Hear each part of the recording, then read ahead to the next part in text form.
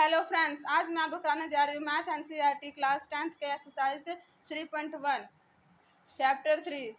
इससे पहले मैंने आपको क्वेश्चन नंबर 1 करवाए हुए हैं, प्लेलिस्ट में जाकर चेक कीजिए। अब मैं आपको क्वेश्चन नंबर 2 करवाऊंगी 3.1 एक्सरसाइज के चैप्टर नंबर 3। अब क्वेश्चन नंबर 2 क्या है वो देखते हैं। क्वेश्चन नंबर 2 क्या है?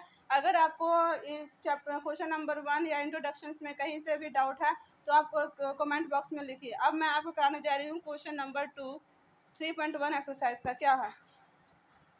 सबसे पहले क्या है, on comparing the ratio a1/a2 b1/b2 c1/c2 find out whether the line representing the following pair of linear at a point are parallel और कोइंसिडेंट। सबसे पहले हमें क्या करना है, ये जो रेशो हमें दिया हुआ है a1/a2 b1/b2 c1/c2, ये जो हमें इक्वेशंस दी हुई है, हमें इस रेशोज़ के फॉर्म में हमें क्या पॉइंट जो है वो फाइंड आउट करने हैं कि जो लाइन है वो क्या है, इंटरसेक्ट करती है या पैरेलल है या एक ही पॉइंट पे कोइंसिडेंट है, एक ही पॉइंट पे लाई करती है। तो सबसे पहले हम क्वेश्चन देखते हैं कि 5x माइनस 4y प्लस 8 और दो इक्वेशंस हमें दी हुई है। 5x minus 4y plus 8 7x plus 6y minus 9। तो हमें सबसे पहले हमें ये देखते हैं, हमें ये जानना जरूरी है कि ये है क्या। a1/a2 b1/b2 एंड c1/c2 ये है क्या। तो हम सबसे पहले फर्स्ट क्वेश्चन देखते हैं। फर्स्ट पार्ट क्या है, 5x minus 4y plus 8 equal to 0, 7x plus 6y minus 9 equal to 0। अब हम इसको जनरल फॉर्म में लिख लेते हैं। तो जनरल फॉर्म में क्या हो गया, a1x plus b1y plus c1 equal to 0। इधर ही same a2x plus b2y plus c2 equal to 0। अब सबसे पहले हम x की कोफिशिएंट क्या आ जाएगी, a1, y की कोफिशिएंट b1, c की कोफिशिएंट c1। हम ऐसे ही फाइंड आउट करेंगे कि हमारा जो है वो जो लाइन जो है वो रिप्रेजेंट किस पॉइंट पे रिप्रेजेंट कर रहा है। या तो वो इंटरसेक्ट होगा, या तो वो पैरेलल होगा, या तो एक ही लाइन पे वो बार बार मैंने सोल्यूशन होगा। तो सबसे पहले a1 की वैल्यू क्या आ गई, 5, a1 की वैल्यू 5, b1 की वैल्यू -4 और c1 की वैल्यू 8। आई होप आप लोगों को इतना समझ में आ गया। सिमिलरली ऐसे ही a2 की वैल्यू 7, b2 की वैल्यू 6 एंड c2 की वैल्यू क्या आ गई, -9। अब हम इसके इस रेशो के फॉर्म में लिख लेते हैं, ये वाले फॉर्म में a1/a2 b1/b2 c1/c2। चलिए लिखते हैं a1/a2। a1 की वैल्यू क्या है, 5, b1 की वैल्यू क्या है, a1 की वैल्यू क्या है 5, a2 की वैल्यू क्या है 7।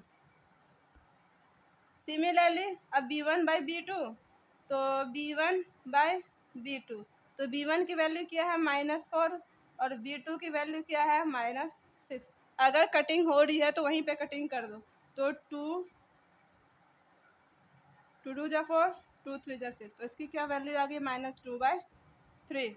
ऐसे c1/c2, तो c1 की वैल्यू क्या है 8 और c2 की वैल्यू क्या है -8।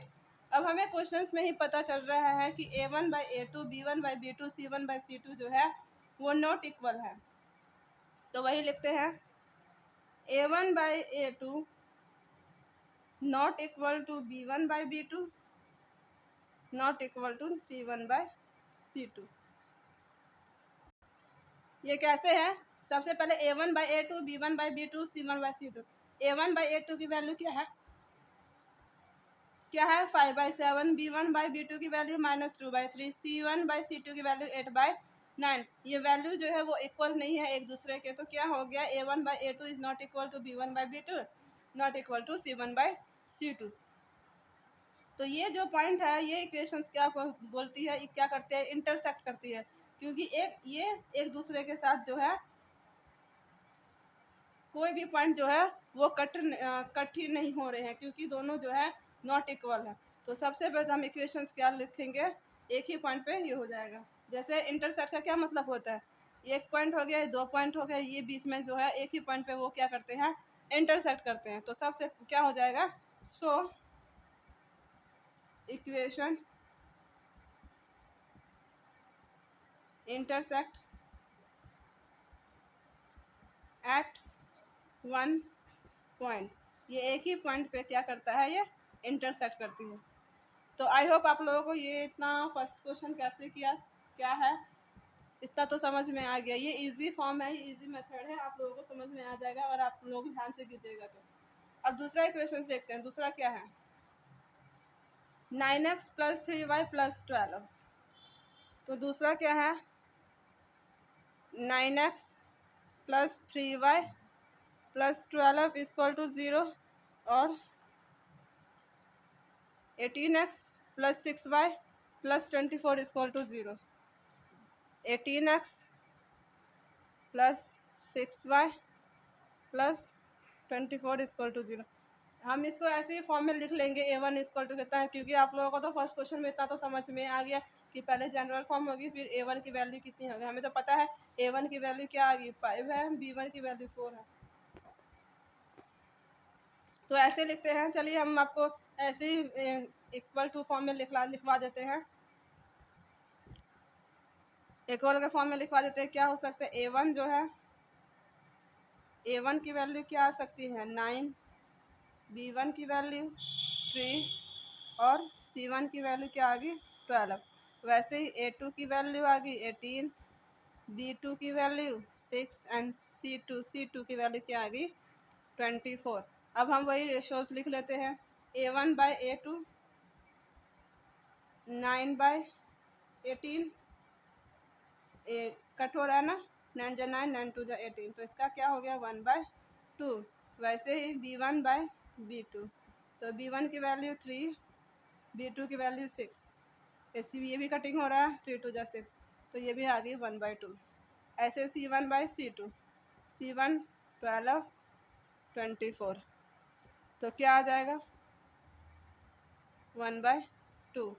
तो क्या हो गया, ये हमारा क्या आ जा रहा है, जब हम हमें ऐसे ही पता लग रहा है कि ये क्या हो रहा है, ये इक्वल है, A1/A2 = B1/B2 = C1/C2।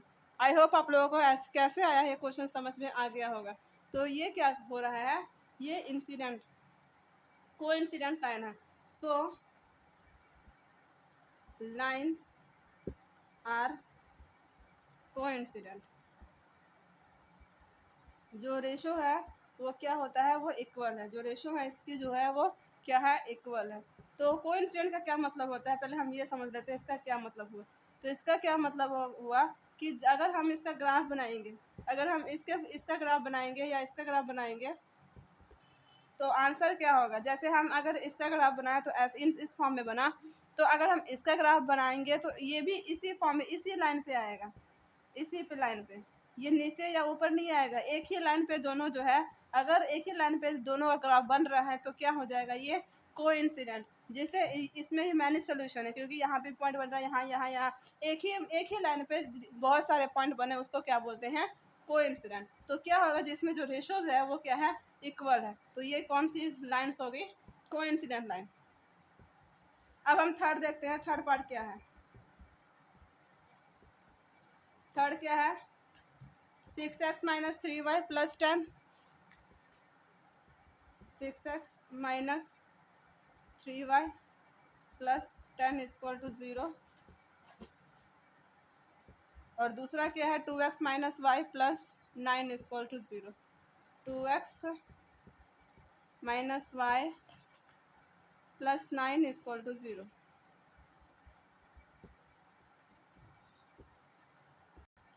तो अब हम A1 की वैल्यू लिख लेते हैं, A1 की वैल्यू क्या हो जाएगी, A1 की वैल्यू 6, B1 की वैल्यू -3, अगर माइनस में है तो -3 लिखेगा, साइन को इधर उधर मत कीजिएगा, साइन अगर जो है वो वही लिखना।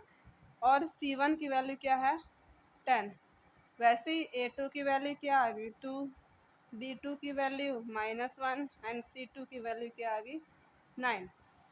अब हम इसको सॉल्व करते हैं, रेशोस में कन्वर्ट करते हैं। A1/A2, A1 कितना है 6, B1 कितना, A2 क्या है 2, तो कटिंग हो रहा है ना, 2 3 जा 6, 2 1 जा 2, दैट इज़ 3/1। ऐसे ही B1/B2, तो क्या आ गया -3/-1, ये कट हो गया तो क्या आ गया 3/1, माइनस माइनस कट गया। वैसे ही C1/C2, C1 कितना है 10 और C2 कितना है 9। तो हमें ऐसे क्लियरली पता चल रहा है कि A1/A2 B1/B2 क्या है, एक दूसरे के इक्वल है, पर C1 और C2 जो है वो एक दूसरे के इक्वल नहीं है। तो A1/A2 equal to B1/B2, not equal to C1/C2। I hope आप लोगों को इतना समझ में आ गया होगा। और हमें इससे क्या पता लगता है कि ये कैसे किस पॉइंट पे लाई करता है, ये क्या है, ये एक दूसरे के क्या है, पैरेलल है।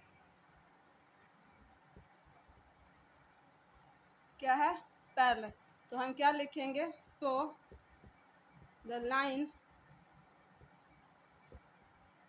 Are parallel to each other.